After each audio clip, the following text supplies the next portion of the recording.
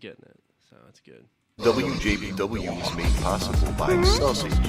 Stick one in your mouth. Hey, all you racists out there, you should not be listening to our show because we do not like you.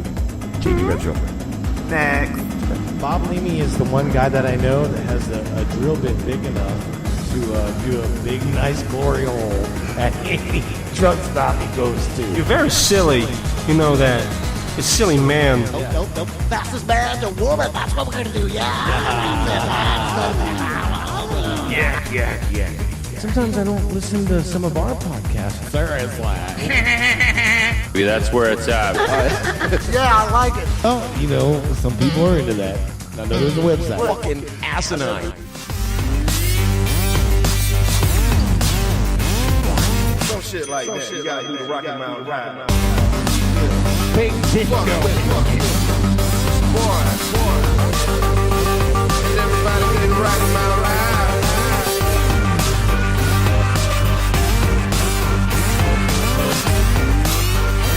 Yeah, I like it. Seriously.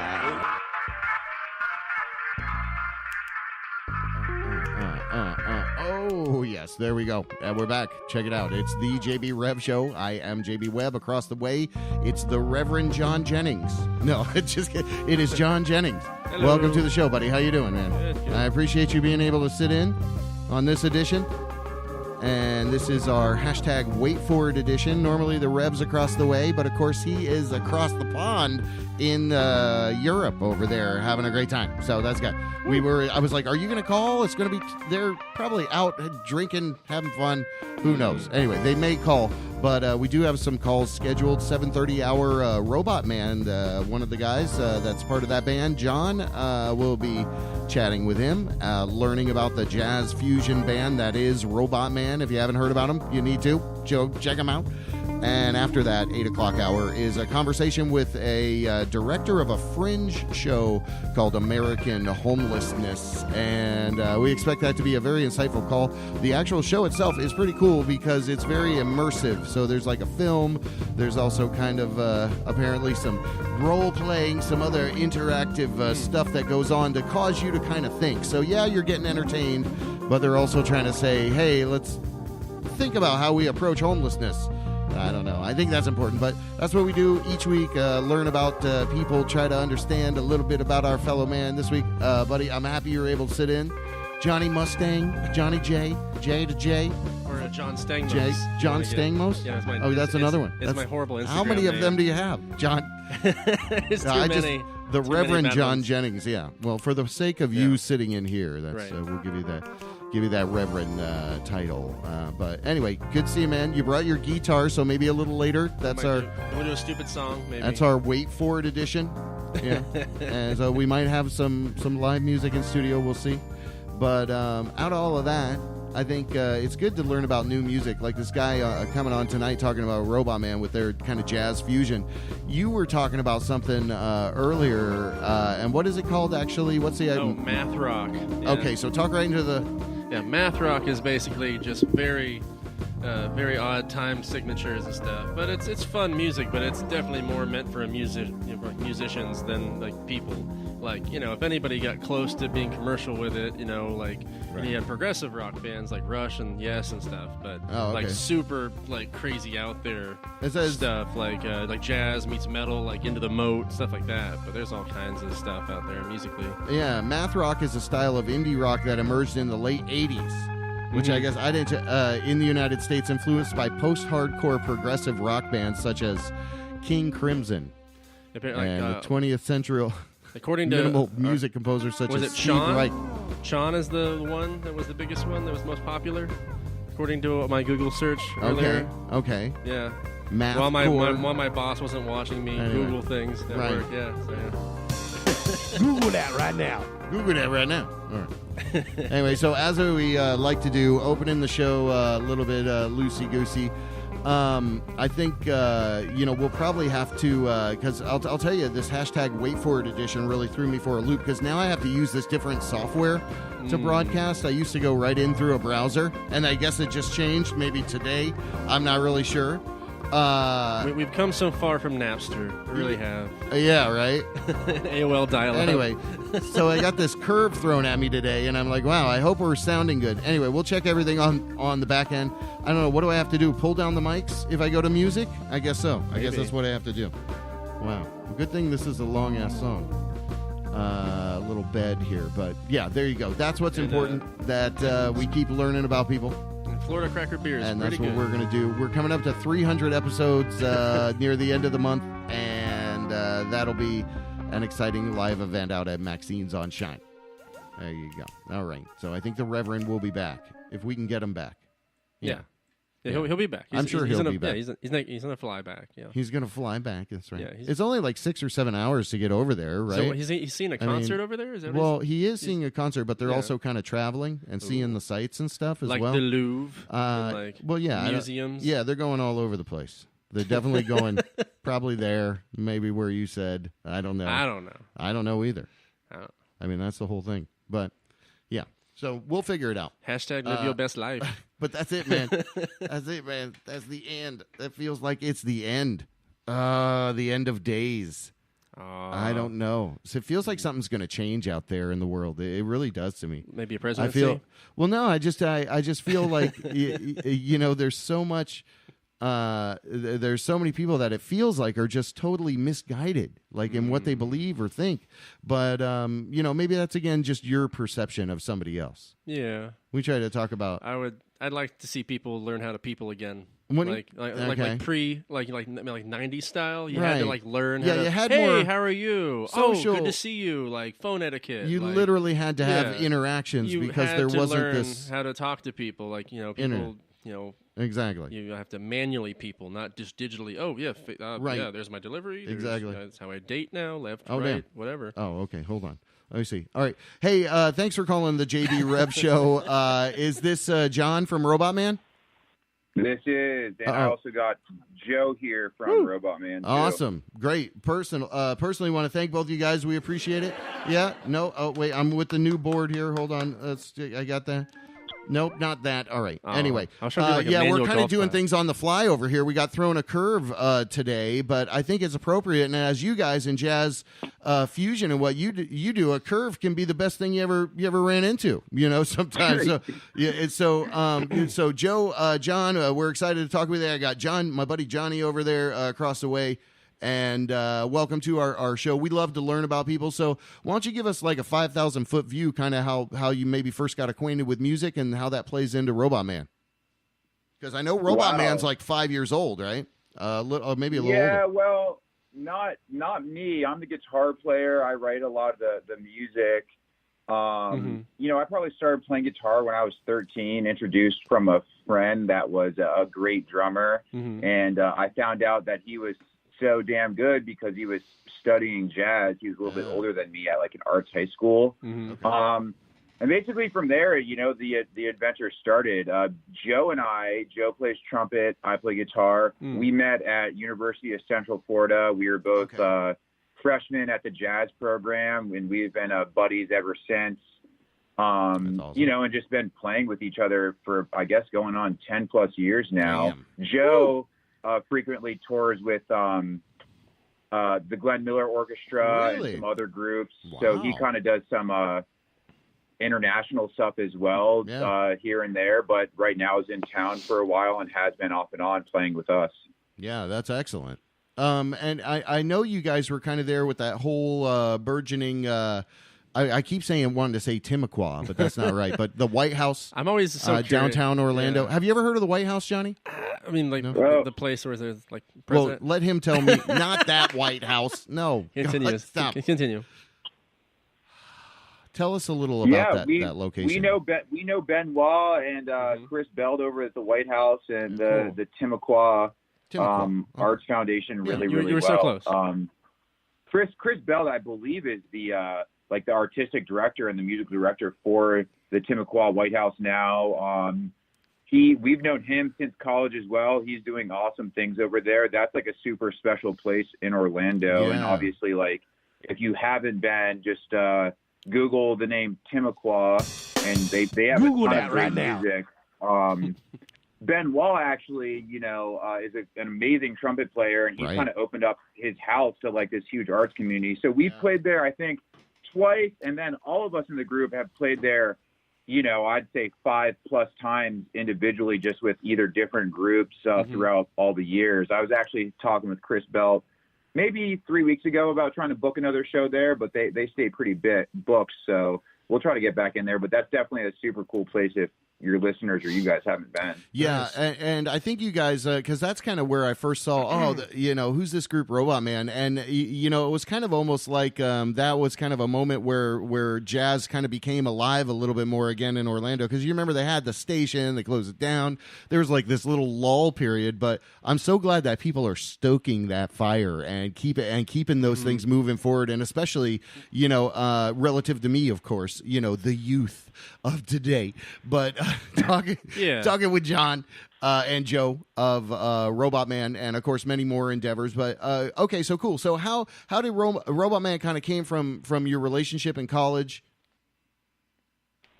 Well, Joe kind of joined the group after he got back from tour, but aside from that, there's a guy named Marco who plays bass. There's a guy named Jeremy who plays drum, and then there's another Jeremy who plays saxophone. They're not with us at the moment, but Marco, Jeremy, and I, the rhythm section, guitar, bass, and drums, have known each other just as long as Joe and I have, going on 10+ years. Wow. And I think we really just wanted to find like a writing outlet aside from, typically in jazz you play a lot of standards and you learn essentially a standard repertoire of music where all the musicians know.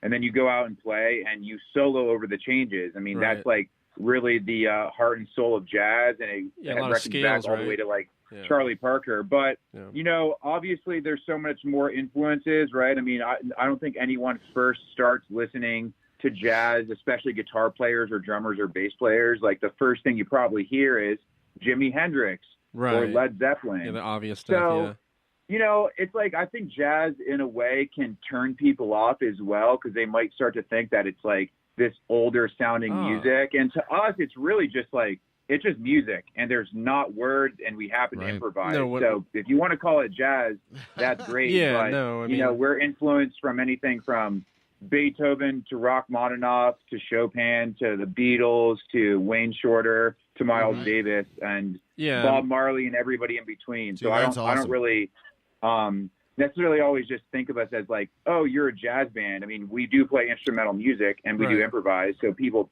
tend to call that jazz. But but do you guys ever do covers of stuff, or? Yeah, we actually there's a lot of jazz covers out there. More recently, so we used to do popular stuff, all original music. But I've started to kind of rewrite some stuff, like know. And by the way, we're playing tonight over at the Iron Cow at 9 p.m. There we go. Let's promote that.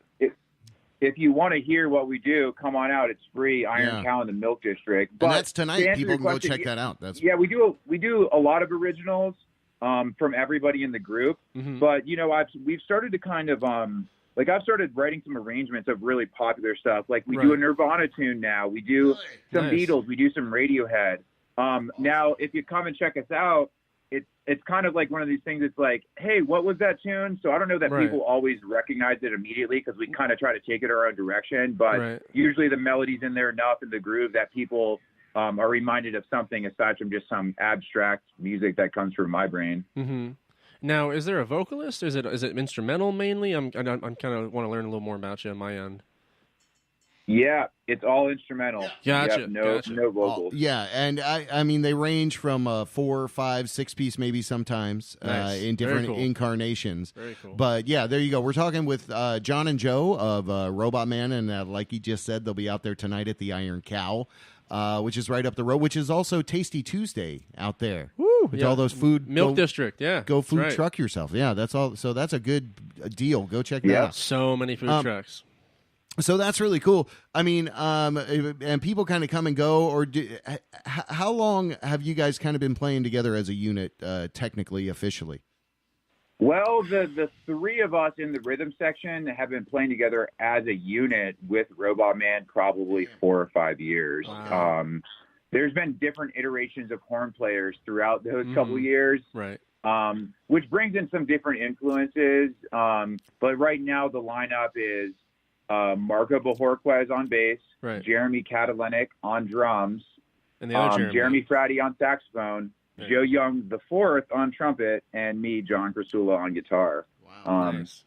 You know, it's like everything. I think you really just gotta go names. check it out to see what it's like. You know, I don't think any type of jazz does itself justice on a recording, right? I think jazz, especially jazz and classical music, should really be seen and checked out live. Like, if you've never seen an orchestra, right, you got to do it, right? Classical music can sound super boring until you see, like the Chicago Symphony play, like Mahler or something, and then it blows you away. Is there any certain venues you like a lot in Orlando? Like maybe Tanqueray's? I mean, that's kind of like notoriously a jazz place. That's a good question. That's a good venue downtown Orlando. Yeah, I mean, we play. Everybody has their favorite venue. I think they have a cool thing going on. I really do like Iron Cow. They have liquor, beer, and food, and they have an actual stage. You know, I'm 30, so I'm kind of over a little bit of the downtown I'm 2 scene. years older than you. I feel for ancient. years, you saying that. But you know, like I think when the Plaza Theater used to be the old way, that was one of my favorite venues. I can't say I love the new setup. Hopefully, I'm not pissing off the wrong people. I think it's even going to change even more. No. I think it's going to be more Dr. Phillipsy down there in the Plaza areas, or what they're talking about. There's a lot of money, down there. Yeah, I mean, I think the biggest thing this town is lacking is the willingness of bar owners and restaurant owners to like fork out money and just like make sure that they have a setup to have consistent live music. Right. I mean, like, you know, you go to some other towns and it's not like the musicians are making a lot of money playing original music anywhere. Right. And no offense to anybody that does this, but if I go to brunch again and see a single guy or girl playing acoustic guitar playing pop music, I'm not going to be like, oh no, entertaining. You got to learn all the songs. You got to learn Frozen and play acoustic at Disney, right? Frozen. Shut up. You got to let it go. Well. Right? And look, I have friends that do that. I think it's a great gig. I just think, like, you know, we have all those places. Let's like add some different places. And there's a lot of people doing that, right? I mean, little indies will. Yeah. I mean, I could live without hearing Oasis again over and over again like that. I could live without Wonderwall. All right, Johnny. And you're right, because Whiskey Lou's, they're open, that little beer garden place right next to it. I mean, there's a lot of cool stuff happening right in that little strip area there. And, you know, you're exactly right about it. I think, you know, as we grow to be more metropolitan, though, the big thing that it looks like that we even just spoke about is things are kind of going to get Disneyfied, I think. And that would be the wrong direction for Orlando, because Orlando has a great original, organic. Yeah. You know, we're totally different than a lot of these other, almost Austin-ish. You know, so it's like you can't tramp that down. You know, you can't. Yeah, you got to let that flower and grow. But anyway, on the line with Joe of Robotman. Yeah, go ahead. Thoughts on that one there? I feel like Bill Maher right now. All right, thank you. Yeah, well, look, I mean, we are the last people to put a suit and tie on any jazz. Like, you know, I think we're definitely more of the in your face, playing loud, like closer to rock and roll. So by no means do I want to class up anything that shouldn't be classed up, because I think we all love dive bars and chicken wings late at night just as much as the next guy. I think the Hideaway might be my favorite place in town.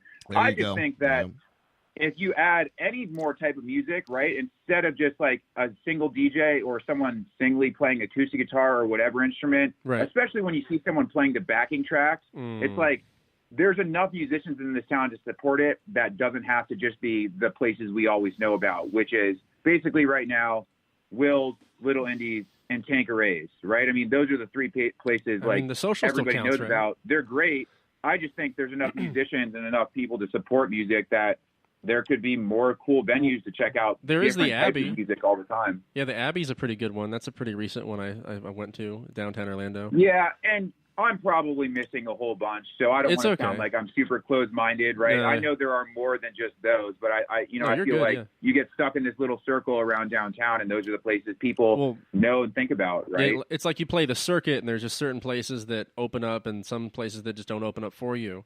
Like I remember my old band, we used to play back booth all the time, and it was just hard to get into the Social or House of Blues or anything bigger or beyond that set up there. So it was really cool to eventually, start playing some different venues years. But like you're saying, yeah, they need to start opening up a little bit more towards certain styles of music and kind of be more live music friendly on a consistent basis. Yeah, that was a good way to say it. Well, sorry, that was a little abrupt. All right, let that go. That's why I had Johnny in studio. He can talk. That guy can talk. I talk too much. Sorry. He can talk. Good job. All right. But okay, cool. So I really appreciate the insight into Robotman itself, and specifically the scene here too, because it's cool to see how things grow. There's a lot of cool festivals in the park, stuff like that. Do you guys have aspirations for that kind of stuff, or what are your main goals with the group? Where do you want to take it? Where do you want it to go? Well, I'd love to go to Mars and play a gig there with Elon Musk. I just have to talk to him first. Okay. And Arya my Stark buddy works for is there. SpaceX, so that might not be out of the realm of possibility. Yeah. Right. Well, yeah, you don't want to limit yourself. Or like giant jam band festivals. Are you guys familiar with Polka's Hot Sauce? Yeah. Polka's Hottest Hot Sauce? Oh yeah. Yeah. Yes, we are. So we know Wendy and Bobby Coble, the prodigious guitar player in Orlando. Yeah. We just had him on. Yeah. Oh, that's great. Yeah, great. That's super cool. Like he's a friend of ours. So I know that Wendy, and I don't want to say too much. I know that she has been planning to do some stuff at Mead Gardens potentially. So I know that there's going to be some probably cool opportunities for people to check out jazz over there at Mead Gardens. I believe is the going to be the ultimate venue. I hope I'm not saying too much, but keep an eye out for stuff with okay. Maybe a song. All right, we don't want to drop doing some music series. Some kind soon. Of sauce. Anyway, that is very cool. I love it. I love to hear it. And even thanks for leaking it out here, leaking your sauce out here. No, I'm just kidding. But again, man, I mean, when it comes to this, I mean, is that it? Get a sauce? Or what's the answer to that? Do you guys kind of want to do some of these, bigger festivals out there? You want to carve your own groove? I mean, do you want to play with Spyro Gyro? Right? I mean, what are some things that you're like, hey, we'd really love to, move along these lines? Is it almost let's go move into the Primus realm? Is it get crazier? Is it so what's the direction? Well, Joe here, I toured with the Glenn Miller Orchestra for 5 years, and I love touring. It's one of my favorite things to do as a musician, to go with other communities and share what we're doing. And I think what Robotman is doing is really unique and really special. So I'd love to see the band actually get to do some domestic touring here in the States. I think that would be that would be my aspiration. Is there a certain area you'd love to tour most? Maybe? Well, let me start out in the Southeast. I mean, there's a lot of big circuits out there, the spaghetti thing. I mean, there's a lot of crazy stuff out there that they really should be a part of and do. So that's awesome, man. Well, we'll keep our minds kind of open, looking forward, because we got a track queued up here after a little bit. And Joe, since we got you on the line, man, the Glenn Miller stuff, that's all big band, right? I mean, you've got to be really precise. Yeah. 1940s era swing band. Pretty amazing. That band tours 48 weeks every year. They still do about 250, 300 shows across North America and Japan. And I did that for 5 years. Wow. As John mentioned, John and I met in college. That's a lot. Been great buds. I've stayed in touch and tried to stay as much as I can as a part of the Orlando music community. And I got off the road about a year ago. So living here in Orlando and trying to be a part of this scene. Do touring like that, there's some people out there that are like method actors. I was just curious, do you have to almost like relive, with the people you're traveling with, do you almost feel like you're back in time, or is it only in that moment when you're doing the performance? Are you like getting things at the breakfast bar, like, using the slang from that era or something? I don't know. Thankfully not. Okay. No, it's not Civil War reenactors all 24 hours a day. Okay, that's cool. That'll be wild, yeah. Hey there, kid. You'd be like, hey, the probation's over, right? Oh, good. Yes. Yeah, see? Listen here, kid. Yeah, you got to look at the ticker there. The stocks are going down. I don't even know what stocks are. All right. Well, is the war over? Yeah, thank you, Johnny.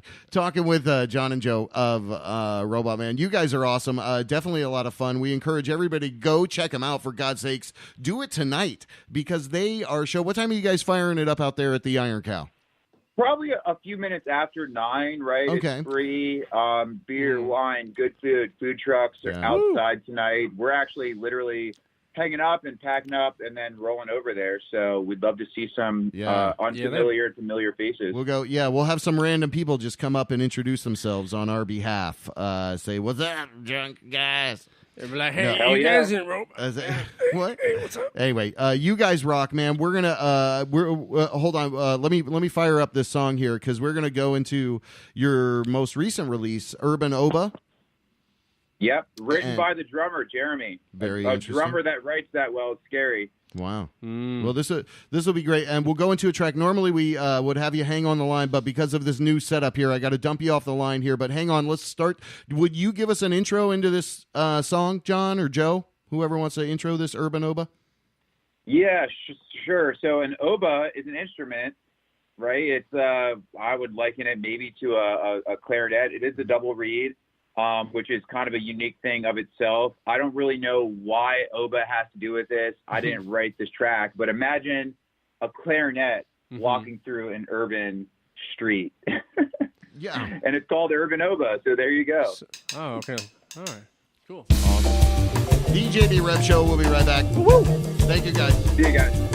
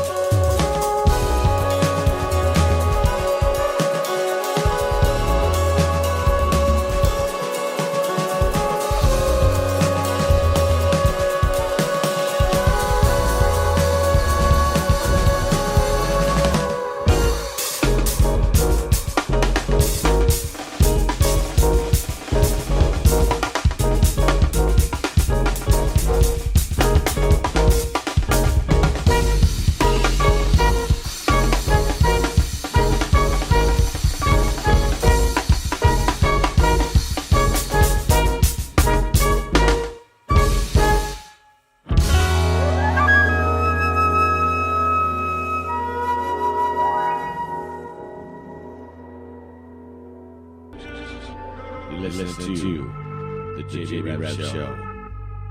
We'll be right back. You're back with the WJBW Show. What's up? Yeah. Pharrell. Hey, if you're not having a good time, I'm not having a good time. So why the fuck you listening? Get the fuck off my channel. WJBW.com. All right, there it is. Welcome back. Oh, we turned down all the house speakers. There we go. Okay. Anyway, the JB Rev Show. There you go. That's a little bit how we do it. That was some badass jazz music, and the voice of the Reverend soothing you because he is out of the country. But fortunately, due to how technology works, I think we just so happen to have him on the line. Hello, is this the Reverend? You know it. Yo, what's up, man? Welcome. How you doing? Hey. All I got is. Thanks for having me. Thank you. Well, thank you for calling. How is everything going over there? Are you guys having a blast or what? Your pictures are awesome. I can say. Amazing time. Amazing. Yeah. Oh, it's awesome. Yeah. That's wonderful. So we're in Bruges right now. I'm staying out in our private little courtyard. Yes. Which is beautiful. Sounds the weather is perfect.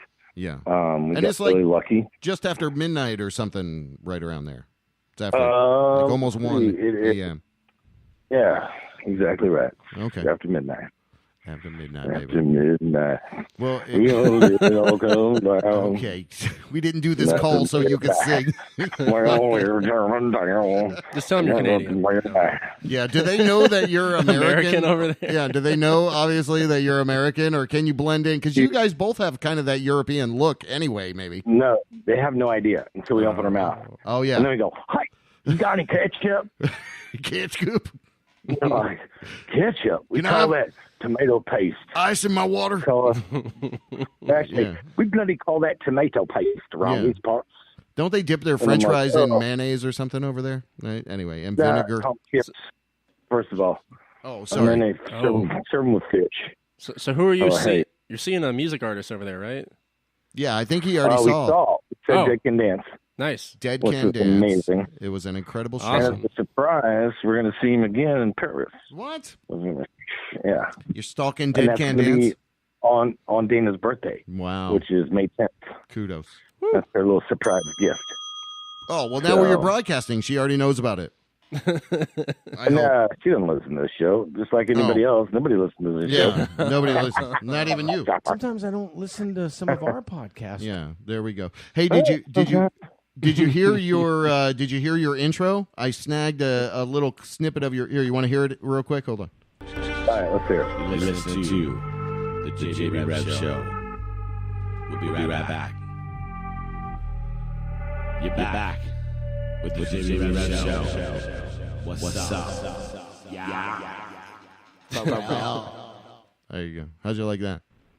Oh, that's kind of crazy, man. I don't know if I like that. You don't know if you liked it. It was good. It was fun. Hey, anyway. We'll be right back with the JB Rev Show. Yeah. Hey, you're back. Yeah. Hey. Yeah. So who's the other voice I'm hearing? Oh, so that's Johnny. Johnny Sydney. I think you've met Johnny before. Oh, so Johnny Diggs?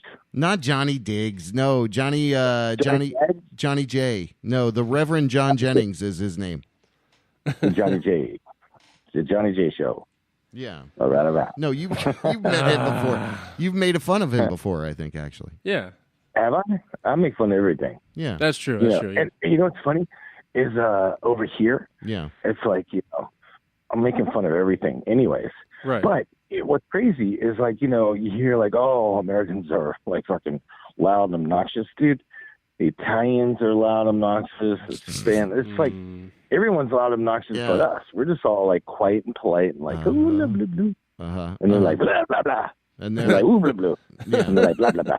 And you're okay. Well, you're taking it easy. You got a couple weeks over there. Oh, Reverend. Here, let me tell you something. This is the longest I've ever gone without smoking the weed. Okay. Oh, you got to do that. Well, good for you then. Good for you. I'm going crazy. You're just losing the nuts. I just been like, you don't want to take that over there. But yet, any fucking border we go across, It's like, oh, come on through, come on, hurry up. Here, let me help you bring your weed in with you. We're not checking. Oh my God. We're not checking nothing. Would you like some space cake? You was with just that? worried. Yeah. With your exactly. coffee. Yeah. Yeah. Would you like? Yeah. So, was there a certain kind you like? We have a very full menu. It's all legal.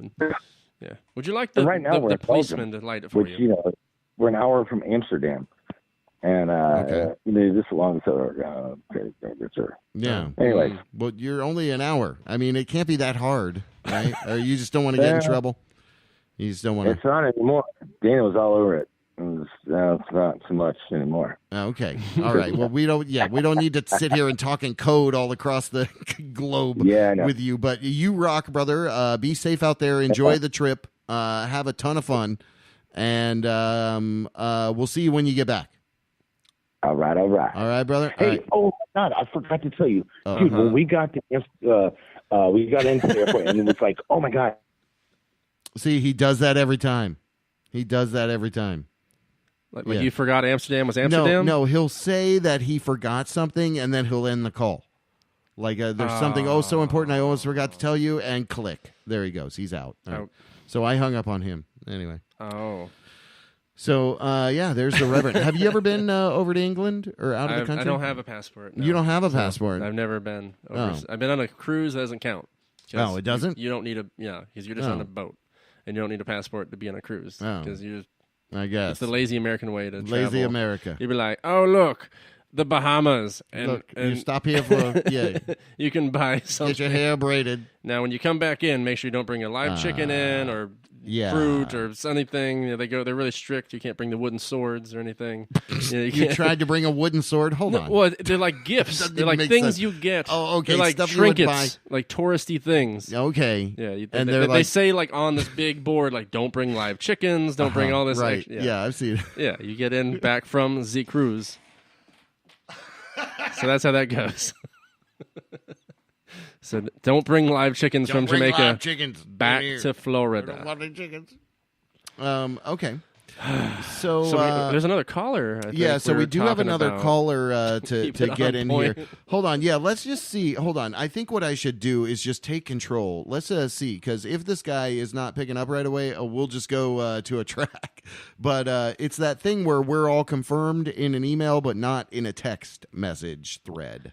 So let me get this guy's phone number here. Now, his name is Tom, and he's the director, as I understand it, of this play. It's American Homelessness. And we're going to learn a little bit about his production. Right. Let me just go from here. So we're going to learn about it because, like I was saying, it's immersive, it's interactive. They want to kind of really make a point with this production, right? But this is an issue we need to address, and how what's the best way to do it, right? Is there like anything charity based with it, or like just kind of? I don't think so. Okay, I don't think so. Hold on, why can't I hear the? Like a nonprofit? Oh, there it is. All right, I just had to click the button. Sorry. No, I don't think it is. I don't know. It's not a. I don't know. He'll tell us. Let's see. All right, so we're gonna. Hello. Hey, this is JB Webb with the JB Rev Show. Is this Tom? It is. Hey, buddy. I'm calling you right just a couple minutes ahead of the appointed hour. I'm hoping this is good because we are live. Woo woo. That's fine. Yeah, that's good. Perfect. All right, great. Well, welcome to our humble little show here, my man. We want to learn about your production. Like I was just telling my guy sitting in for my normal co-host, Johnny over there, sitting in for the Reverend. But I was telling him a little bit about my perception of the production, and it's really a cool concept, I think, because you really want the people that go to this Fringe show to really walk away with maybe a better stepping stone as to how to fix some of these social issues that we encounter, through life. That's exactly right. Mm-hmm. Yeah, so tell us a little bit about yourself. How'd you first get into directing? All a little bit of your background, and then we'll get into the production. Okay, absolutely. So we are on broadcasting right now. We're on. On correct. podcast. Correct. Okay. Yeah, we do it live. Good to know. Yep. Yeah, we do it live. We do it live. Well, you said calling me early. No, that's wonderful. So Well, as far as the homeless cause, I do a lot of traveling, and I travel to places like Boston and San Francisco and Seattle and New York as well, and just am inundated in all these. These are some of our best cities in the world and in our country. And there's all these people that are in desperate need of help that are literally living on the streets, and they need help. And so that's part of the motivation. It seems like we can do better to help them. Yeah, and so it's kind of always been something. How did you come up? So it sounds like a very much of activism kind of a call as well as the art. So were you born here in Orlando, or where'd you grow up? No, actually in New York. Oh, cool. Okay. So I have actually, if you want to get personal, I have a set of I have a 7-legged stool that I like to make my life complete. And several of the legs are, say, being in physical fitness, health and physical fitness. One of the legs is financial, try to be in financial shape. One of them is being philanthropic, and one of them is being creative. So actually right now I am trying to work on 2 legs at the same time, trying to do something creative and to give back at the same time. That's awesome, dude. That's the very impetus of our show here. That's exactly what we do every week, kind of the public radio of Orlando on the internet. Anyway, talking with Tom. How do I say your last name? Is it Firm? Tom Firm? Fermi. Fermi. Fermi. Thank you, Tom. Talking with Tom Fermi a little bit and learning about you. So in New York, did you kind of come up with the arts, or what was some of your background where you kind of got to the point where you're like, hey, I want to, direct this play and put this film together. So give us a little color around that. Well, I'm more at the end of my working life. I'm sort of transitioning into retirement. Gotcha. So I've had a couple of different careers. I've always been entrepreneurial.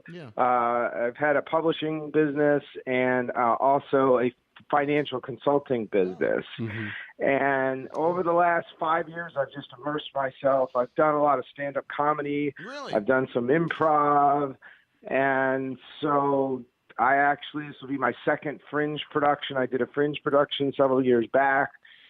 So it's just kind of a continual growing growth of my spirit. Yeah, no, it's awesome. The humanitarianism is great. We definitely we could do so much more. Yeah, as and people. I think, like we were just talking with Robotman, a group, they're kind of a jazz fusion group. I don't know if you were able to hear them or can hear them, but people can go see them tonight at Iron Cow at 9 o'clock. Anyway, but the point of that is that Orlando is very much this kind of a city that's very full blooming. You can realize a lot of cool stuff here in Orlando. Changed a lot from the 90s. You can make things happen. Well, I mean, yeah.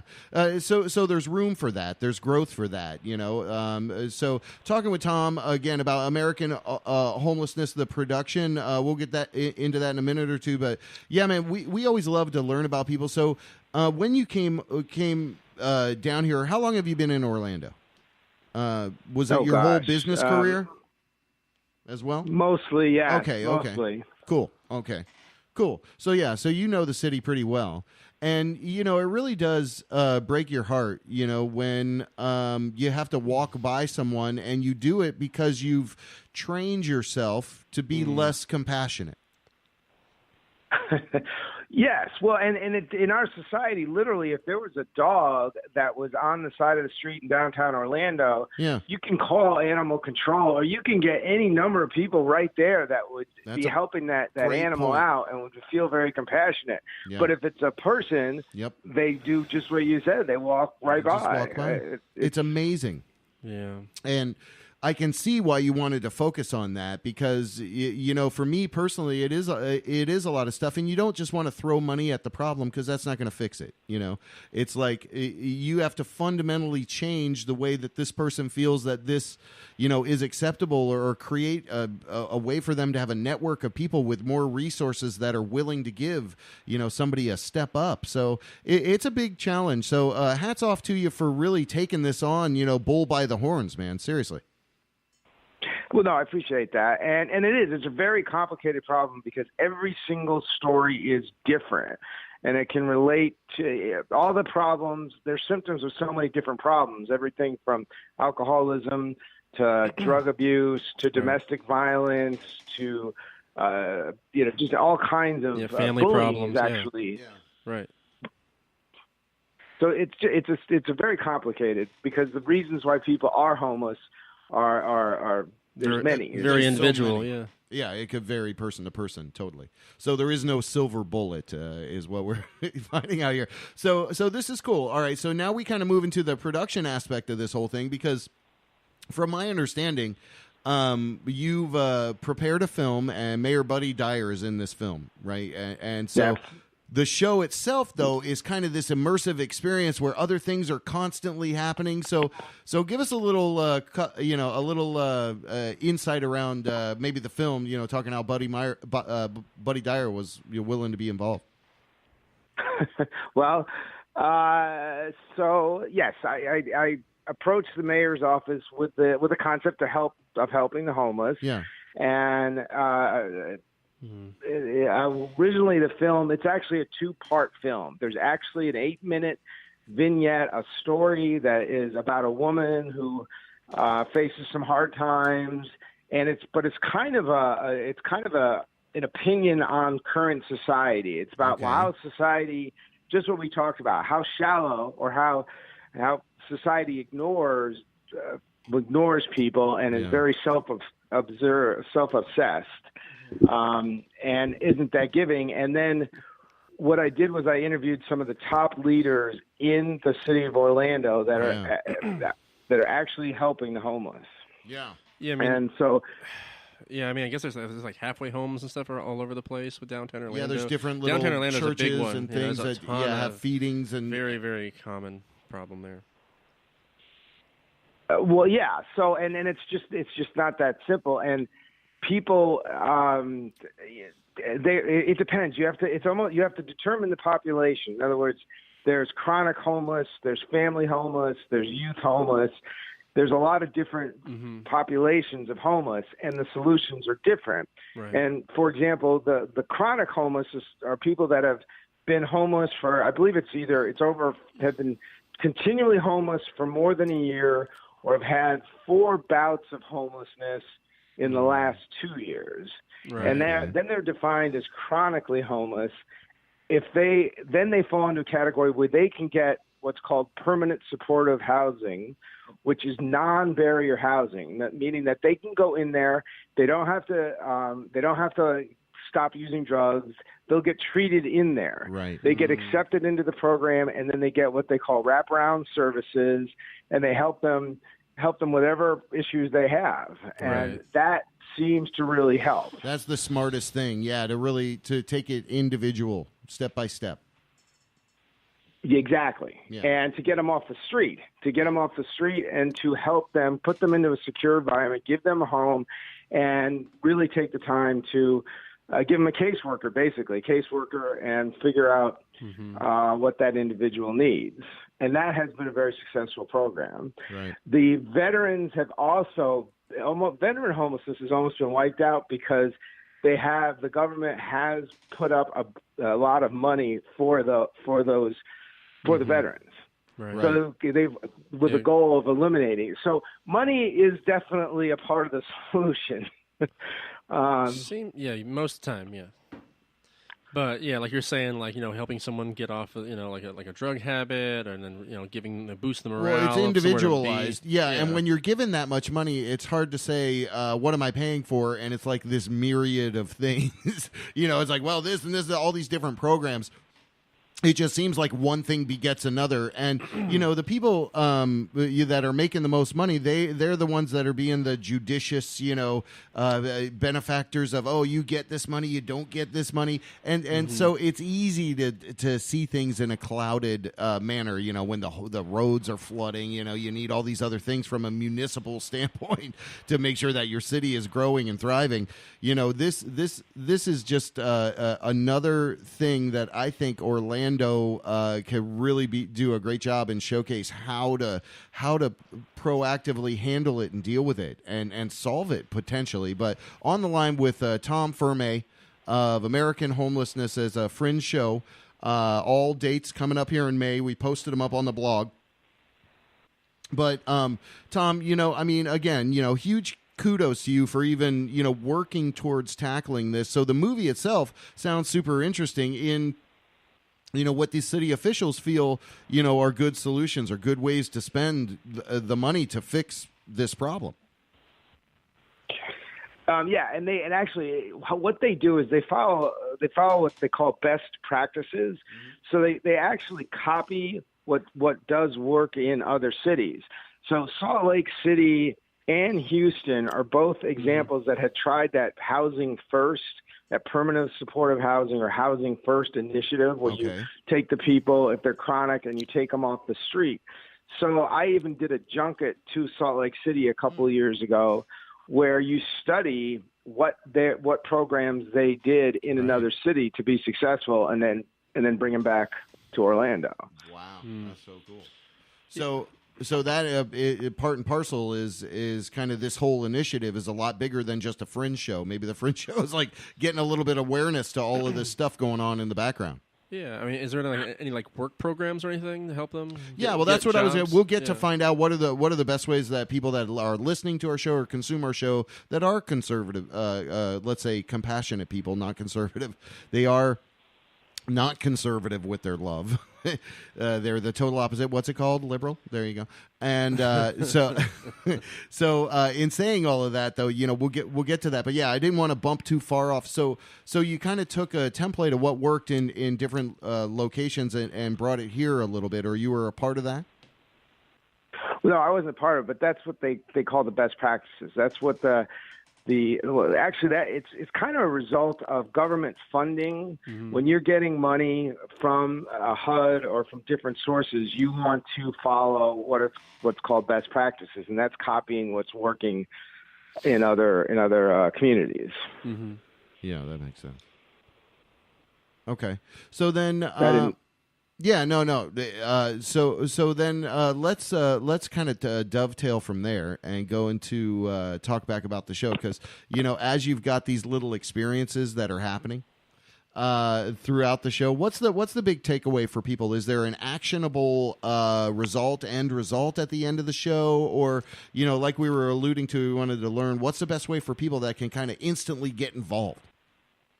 Right. Well, so yes, we created two. We have a call to action. We're hoping to generate some interest and hoping to get some sympathy out of to know is to feel some compassion for these individuals, because they do need help. Two things that we are going to be handing out at the show.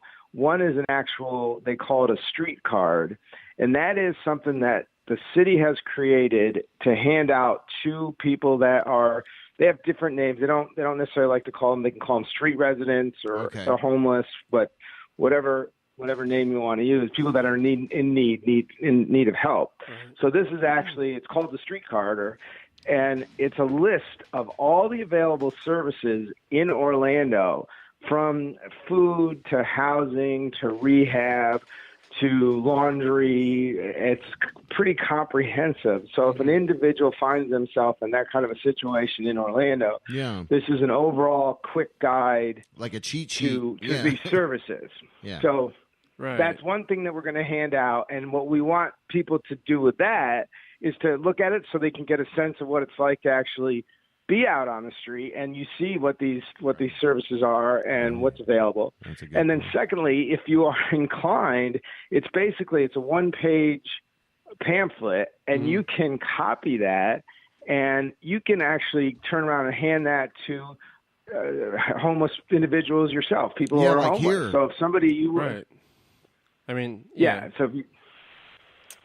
And that's one thing. And then the other thing that we've created is a volunteer booklet or a volunteer guide. And what we did was we've gone through, I want to say all the agencies in Central Florida. We've gone through a vast majority of the agencies, found out what kind of volunteers they need, what the age range is, just gotten a lot of basic information and put it on another card. So if you feel compelled, and hopefully you want to volunteer, here's a list of about 16, 20 places, and it's an overview of what you can do and how you can volunteer. Information is power. You know? Yes, it is. Yeah. So it's like, here, let's equip you not only with money to help you go forward, but also information, like where you can get more help. And you're right. I never even thought about that. If you look at a card as like a person that has a job every day and goes out and, takes your trash out on Tuesdays or whatever, and you look at that and you're like, wow, man, look at all these places I can potentially get help, and then how do I even get there, right? Because you've got everything you you own within your ability to carry it, almost, or in some little hobble or place, and you've got to get all your stuff. So even just imagining being homeless is a very powerful tool in helping the change that I think we need, because we could do it. It's like, how can we be so prosperous and still have all these people laying on the streets? It doesn't make sense. Yes. Yeah, and I think our society, we can certainly do a better job. I mean, it's such a big problem. Like I say, it's complicated because it goes into everything from domestic violence to drugs to all. Mental illness is another big part of it as well. There are people that are out there that are truly mentally ill and are not able to function, and we with the right resources, and I think with some public, I think part of my message is that the public does get motivated and reaches out to politicians and the government and wants to make this a better situation, that it'll get better. Yeah, and I agree with you. We're talking with Tom Ferme of American Homelessness at Orlando Fringe, May 15th through the 25th. There's all different show dates through there. There's about 4 or 5 of them, I guess. Orlando Shakes is the location, 812 East Rollins Street, Florida. 32803, in case you want the zip code there. You can get tickets, orlandofringe.showre.com. You can find tickets there. But pleasure speaking with you, man. I love the whole concept. When I saw it, and I was like, you know what? That's really something I think it would be important to talk about, because I really hope that this lives on, in many forms beyond the actual showing, Yeah, no, exactly. It'd be nice just to get a little more awareness and have people take the right step. I think it's solvable, especially if we as a community, as a country, as a family, if we come together. Yeah. And if we could treat them like our family. Yeah, it's always better. No matter your religious beliefs or whatever it is, it's just that same thing of why we don't throw our trash on the street, because it's not good for the environment. We don't throw our people on the street because it's not good for humanity. So there we go. In the most powerful voice I can say, you do have to really work hard to look out for other people and treat, be your brother's keeper. So I love that the fact that this is really kind of what the whole genesis of your whole event here is all about. So thanks, man, for spending a little bit of time with us talking about your production. In closing, anything else you kind of want to wrap up or bring to the table? It's been a pretty mealy, a pretty heady conference. We went really full NPR on this one, so I'm proud of us. And all right. Well, yeah, just one thing again about the show. Please come to the Fringe show. Yes. We've got an 18-minute film which has got interviews with some of the best top leaders in Orlando, including the mayor, about how to help and how to help homelessness. Beautiful. Plus an interesting film that I think will be kind of it's entertaining. It's definitely entertaining and interesting. And then we're actually bringing in some of these leaders for a live interview and question and answer for the last 10 minutes of the show. So you're gonna have a film, you're gonna have interaction. We're gonna create an ambiance that should be pretty. Actually, it might be a little spooky. Actually, yeah, right. It's like, hey, there's feet right next to a fire or something. Yeah, you don't know, but through that kind of pressure, that's cool, because that's where a lot of times you get the best ideas or the most actionable, the things that you can do, or at least create a upwelling of the spirit that hey, we got to be conscientious and not be walking over this guy maybe somebody stop. Let's the two of us, figure out what we can do to help them. And if it's hand them one of these cards, we do encourage people to go check out this Orlando Fringe show. And like I said, we posted up all the details in our blog. It's WJBWnetworks.com. You can find out all the information from there. You, sir, are awesome guy. We really appreciate being able to learn about you. And thanks so much for doing this kind of session here with us. I know typically we've got a different setup. Anyway, so we had to kind of hashtag wait for it, make some changes, do things on the fly. So I appreciate your flexibility there, brother. Yeah, so we're going to roll into a track. Hold on. I got the Mild High Club queued up on our end. Tom, anything in closing before we bust away? No, just that all proceeds from this do go to charity to go help the homeless, so that they will actually be helping. There you go. They'll be helping right there. There you go. They'll be helping just by doing it. Perfect. Right. All right. By coming to the show. There you go. All right. We'll be right back. Well, thank you. You guys are great to do it. You're awesome, brother. We'll go check it out. We encourage people to go check it out. It is American Homelessness, the Orlando Fringe. The JB Rev Show. We'll be right back.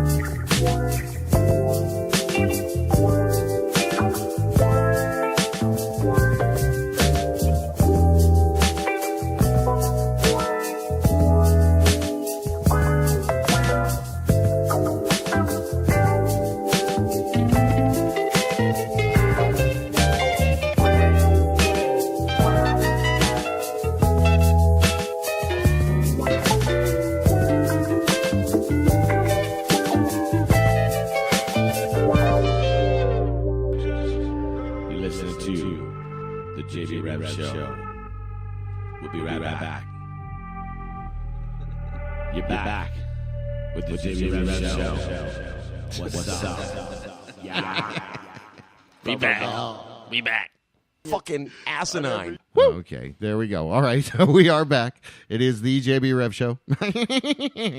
Hold on. Wait, is it doing that? Hold on. Anyway, yeah, we got a whole new little setup here, so we're doing things a little bit differently, bending and moving, making sure we can get everything together.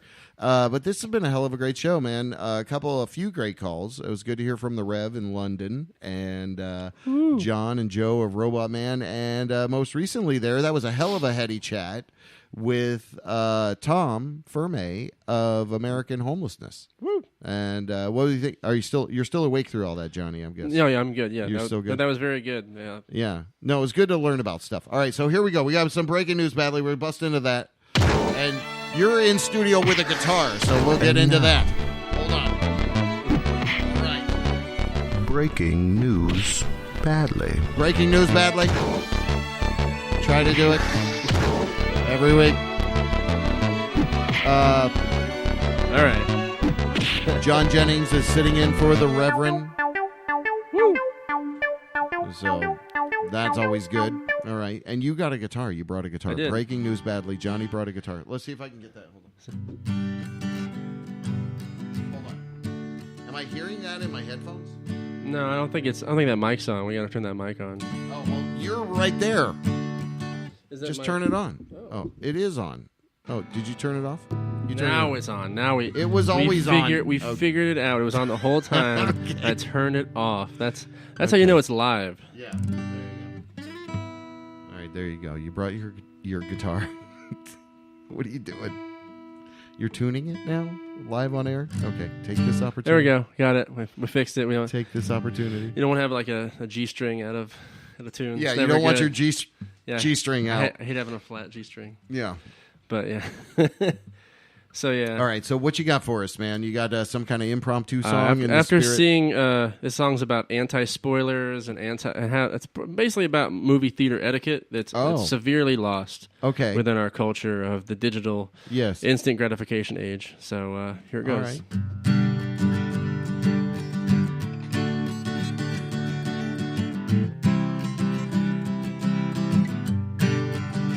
Please turn off your cell phone. Tired of seeing it. Do you realize this is a 3-hour cinematic adventure? I wish you would get a babysitter, 'cause your baby has been crying for 3 hours. It's really quiet in that one part, but I couldn't hear what he had to say, 'cause your baby been screaming for 3 hours. There were some Easter eggs I had to watch on YouTube, but I can't understand because you're got that blinding thing in my face. You can Facebook or Instagram any other time other than right now. There you go. So please turn off your cell phone. Please turn it off. It's bright as hell and it's right in my right peripheral and I hate you so much. And then I said, please turn that off, but you act like I don't exist. And then I got the manager and got your whole family kicked out of the theater. But yeah, so that's how that goes when you just keep doing that. Yeah, it's not fun for everybody else. It's not fun for fair. everybody. It's not fun. It's not fair. Yeah, like I there paid. You go. I paid my. You paid your money to come. I paid my money for the. You don't want to see it. Well, that's almost why I'll tell you what. Yeah. I don't go out to movies. I always wait. Or just talk and spoil it and be like, "Oh, this is what my friend said. This is the spoiler, and this is like in the midst of the movie and or or they just continue talking the entire time behind you and kick your seat. That's always fun. Oh, kicking your seat. That's horrible. Yeah, like a whole group of just rowdy ass teenagers. That's fun. That's fun. That's not good. Yeah, but that's what I was going to say is I will always go to the earliest morning showing of all. No, I'll when always, these kids are. I'll just wait. I'll just wait until the shit comes out and I can watch it in my house. That's what I do. Because you can pause it. Like during a 3-hour movie, your bladder might hurt. Well, you might have to hit the bathroom. The last movie I saw was Avatar, I think. Yeah, that was the last big movie that I went wrote out that to movie see, when I was man. deep. Oh, no. I was deep within almost the core of the ocean. I wrote that movie. I'm James Cameron. Yeah. Sorry. No, it's okay. Anyway, I'm trying to adjust this mic. Anyway, I'll probably have microphone issues with this damn edition. Anyway. Oh, what do you got? There you go. Yep. All right.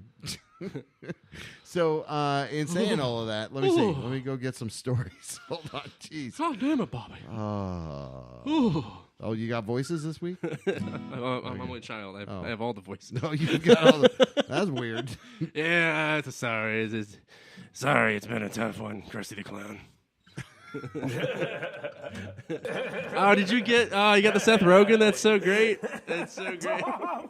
There's a whole compilation of 3 minutes straight of just Seth Rogen laughing. This is fantastic. He just sounds like what it's going to be like when 50 finally hits at the bar. I can't get his laugh. Oh, okay. Sounds like he's inhaling his own laugh. Yeah, and choking on his own laugh. Like a verbal. It's like a verbal vortex. His own laugh. That's perfect. Seth Rogen That's exactly what it is. Amazing. He is choking on his own laugh. I would hope he found that funny. All right, MavenRoundtable.io. Denver votes to decriminalize hallucinogenic mushrooms. And Sonic the Hedgehog will be fixed. To the Washington Post, the movement, which is being called Decriminalize Denver, is the first public referendum on magic mushrooms in the U.S. Initiative. There you go. Initiative 301. There you go. Would not apply to all of Colorado, but only of the city of Denver. Wow. Personal use or possession of psilocybin mushrooms would result in the lowest law enforcement priority in the city and county of Denver. Having mushrooms would still technically be illegal, and their sale would be a felony. So, but still just having them on you, I guess. They're decriminalizing that just in the city of Denver, though. That's weird. Isn't it? Well, I guess that's like the place where it's bad, where the But problem that's not really where lies. it's really at. I mean, what are people on mushrooms doing? What, They're like like tipping over whatever they cows? can. I don't There's know. like, ooh. But they're doing. Well, that's the Ocala thing in Florida. I You don't tip over cows. Yeah. Anyway, okay. They're like, get off my field, boy! I tell you, Who? What? Yeah, Ocala. You never been to Horse Yes, Capital? I have. You been to Horse Capital? Okay. Jeez. There goes half of our listeners. I'm Thank so you. sorry, I'm just okay. kidding. I done let down Ocala the whole the way. I'm sorry. I get it, no. I did you, but HuffPost.com. Miss USA, Miss Teen. Better than Fox News or The Onion. Miss USA, Miss Teen. Stop it. All right, I'll just read it. Miss USA, Miss Teen, USA, Miss America are all black women for the first time in pageant history. What do you think of that? What does that mean? I mean, there's all kinds of beautiful women. That's good. Yeah. Cool. Oh, okay. Good. Great. You're nothing against beautiful women. Exactly. Or you want to have everything against them. No. Whatever. Oh, my God. You want to have put press against them firmly. I like the Neapolitan ladies. There's all kinds of ladies. Though. Firmly all different behind. flavors. The awesome ladies out there. They're the ladies, man. Like all kinds of ladies. As long as they are really, truly ladies. There are some ladies that are not actually truly ladies. Yeah. Oh, yeah, that's that. Business Insider. BusinessInsider.com. It's just like having the Reverend. Thank you. That is true. Sometimes the Adam's apple is bigger than yours, so it's kind of scary. Yeah, it is kind of scary. BusinessInsider.com. 3 million senior citizens in the U.S. are still paying off their student loans. What the hell? 3 million senior citizens? I am 63 years old, and I have finally paid off my loans for being a lawyer. That's my John Mulaney. It's horribly amazing. Good. It's good. It's on point so annoyingly. It's just overly pronounced. Yeah, it is. Almost like John Lovett's almost. But. Almost. Oh, see, you're getting into the... Yeah, no, like, the voices, wow. They kick in. It's okay. sad. I get like one beer, and I'm like, hello, I'm ready for the show, Mr. DeVille. Like, it's horrible. Stage left, even. Forbes.com. Meanwhile, in really important issues. Walmart workers cost taxpayers $6.2 billion in public assistance. So we were just talking about this guy doing something to help the homeless here. And it's like the working people, according to that article from Forbes.com, Walmart workers cost taxpayers $6.2 billion. You believe that? That's crazy. What if like Trump had his own like ice cream flavor, like impeach this, like he had like a vanilla peach like flavor, like impeach this, like he did like his own like like Ben and Jerry's. That is actually maybe great. like impeach this, enjoy my flavor, eat it, love it, impeach this. It's beautiful. It's ice cream. It's vanilla. Little you like graham it's got cracker. it's got it's got like a little like graham cracker crust. It's got just him like just stoked about his wall. This. Yeah. No, you're right. That would sell. That's a ridiculously great idea for the wrong side. All for the wrong reasons. History. But the right reasons for the right feeling. Okay, here you go. All right, here's a new video. Whoa. It is a GoPro for your cock. Oh, no. It is basically a small little camera. Fits right over your little chassis. I need a big camera. And you can attach it to your penis. And it is literally a GoPro for your penis. The camera allows you to... Is it the GoPro? Record all of your erotic moments at never-before-seen angles for a reason. The company also uploaded an amusing video promo with this guy jumping out of an airplane with his cock ring GoPro around his cock. Anyway, it's... They're giving all the specs of the camera. Brought to you by the Lube Company Forever. Offers night vision, too. The camera comes with an app. Lubriderm machine guns, and also brought to you by Whiskey and Moonshine, our favorite people to help us. Allows you to. All right, cock cam. There you go. Thank you, cock cam. Get your cock cam today. And your jail jello, and the pudding pops, and the prison pops. Okay. They don't let me say much more. Yeah, just stop right there. Hold on. The minaret online. I'm like, I can't even read this word. It's minaret. They should call them out of Tampa. Flories. It says Florida's manatees are no longer endangered. What? Yeah, it's a recent article. Manatees? Right? Manatees, April 18th, 20, my dad hit a lot of those damn things. Like when the St. John's River, like we would go through and they'd be like, "Oh, we got to be slow here." I'm like, "Dad, you got to be slow here." He's like, but like you would go through and it would just you be so careful because there's like there's wake zones. You got to be careful of the manatees with St. John's River in Florida. But yeah. Yeah, but so now apparently you know people have been careful enough. Well, that's good. And there's plenty of manatee. Anyway. Well, they're like the awesome sea cows of the water, but yeah. Awesome sea cows. You gotta be nice to the sea cows. All right, before we wrap it up, then, all right, we'll go over to you for any kind of musical interlude. You got anything else you want to throw at us? I got a chicken farmer that laughs like a chicken. You want to hear that? Hold on. There you go.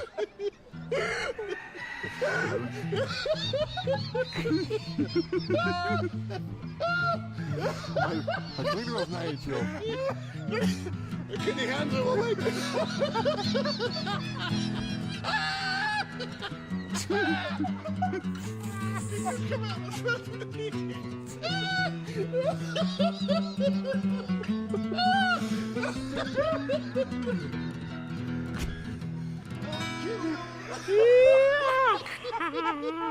Oh, is that you? I'm like turning it down and I hear a noise. Oh, that's you. Okay. Yeah. All right, there you go. Stupid. Get out of there, chicken farmer laugher. Anyway, that's about all I got. Oh, wait, I got one more, actually. Let's see. This one here is canyouactually.com. A guy hilariously adds random characters into discarded thrift store paintings. Oh, God. So one of them is brilliant. It's a scene in the woods in the winter, and there's a guy riding a horse, and it's Darth Vader. And there's another one.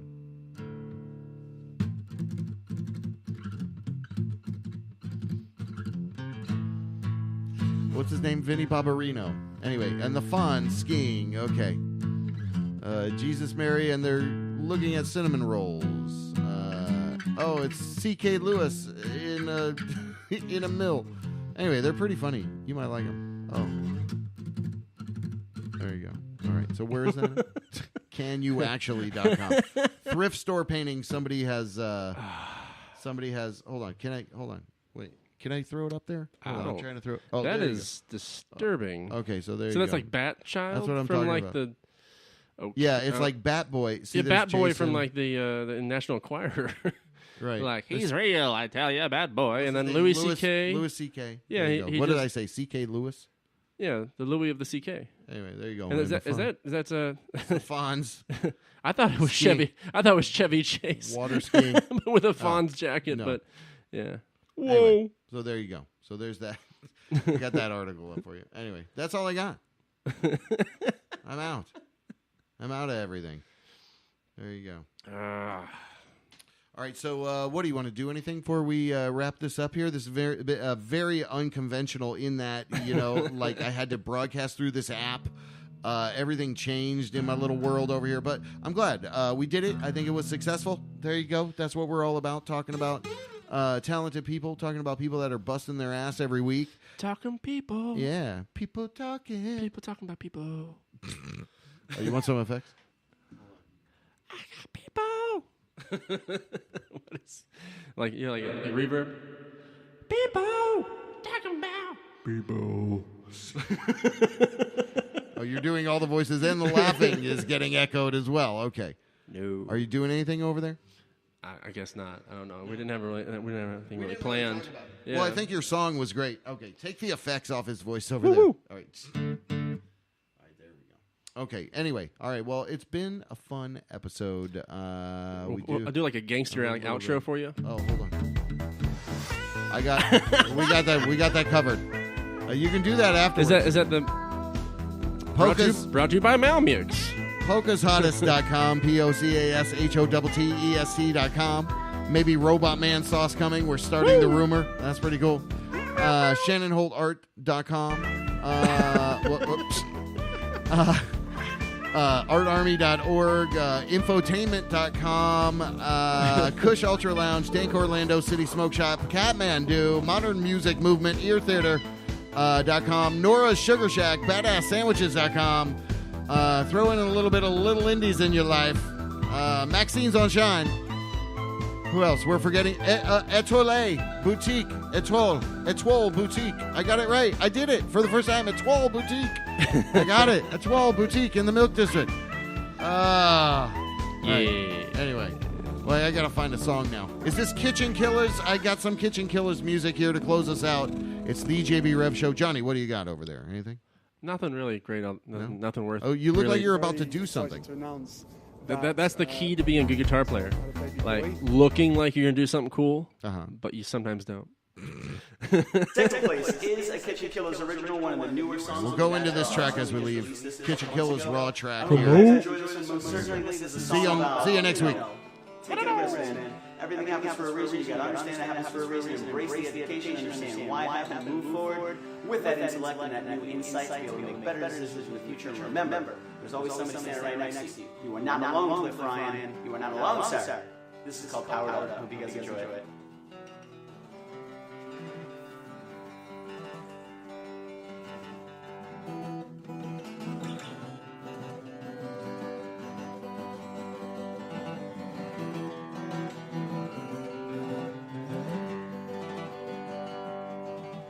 This won't last forever. This reaching out the night.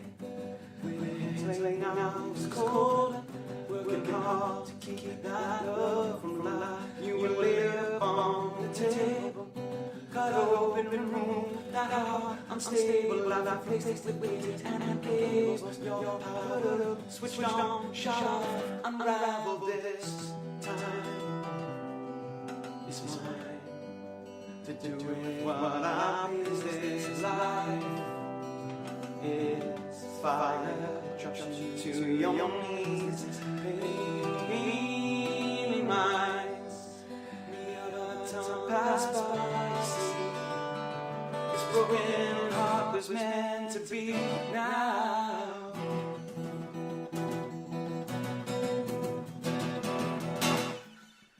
Rain sounds so much better when you're with me late at night. When my heart is now is warm, I'm working hard to keep that love alive. I'm laid up on the table, cut open, remove my heart. Unstable, you replace the gears and cables. I'm powered up, switched on, shut off, unravel this time. Is mine. Do it what I please. This life is fire. It drops you to your knees. It reminds me of time past by. You see, this broken heart was meant to be. So let your love run free and be the warm embrace you need now.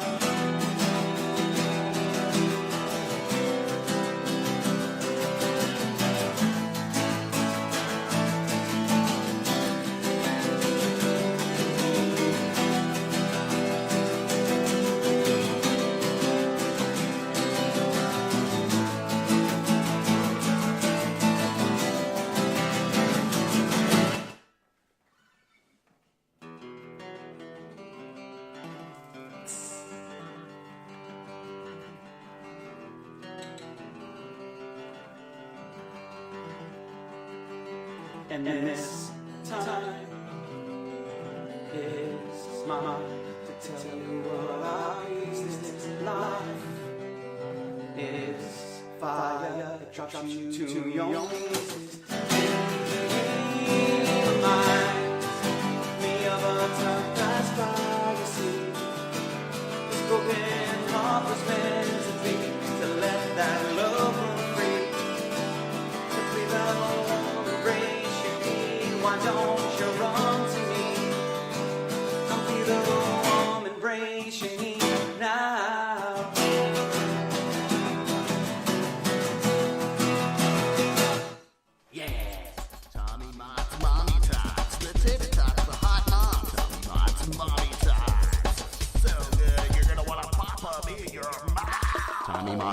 Mommy Tots, available in stores everywhere. Tommy Mott's Mommy Tots, the tater tots for hot moms. WJBW, Orlando, Florida. The first quasi-radio web show. Wow. Yeah.